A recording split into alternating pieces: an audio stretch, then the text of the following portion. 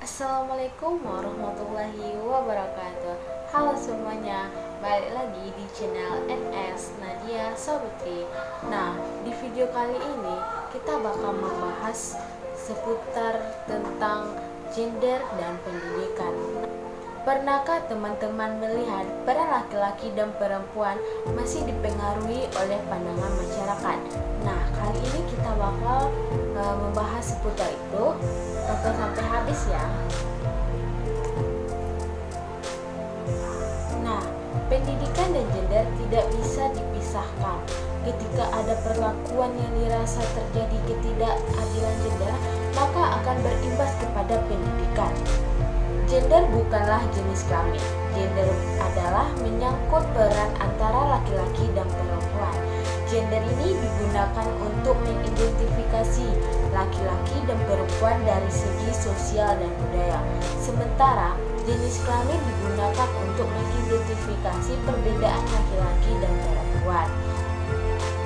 Pendidikan sangat bermanfaat untuk mewujudkan kesadaran gender yang pada akhirnya terwujud kesetaraan dan keadilan gender. Dengan pendidikan, bias gender dan ketidakadilan gender akan terhindarkan. Dalam praktiknya, bias gender masih banyak ditemukan dalam dunia pendidikan.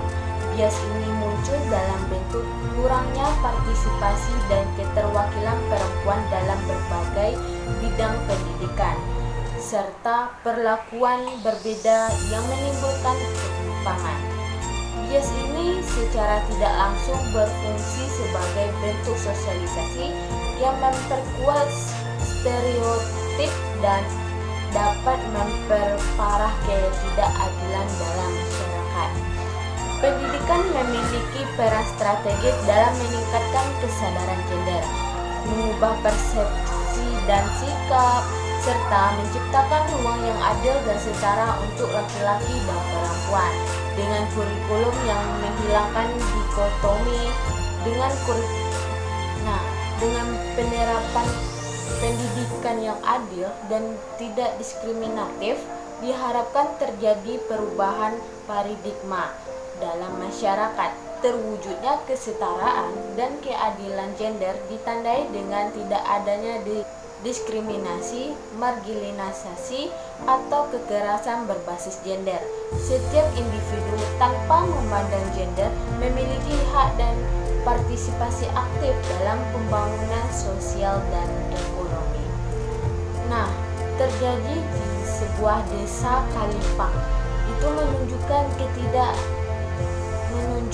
adanya ketidaksetaraan gender yang sistematis dan dipengaruhi oleh faktor pendidikan. Salah satunya yaitu faktor pendidikan.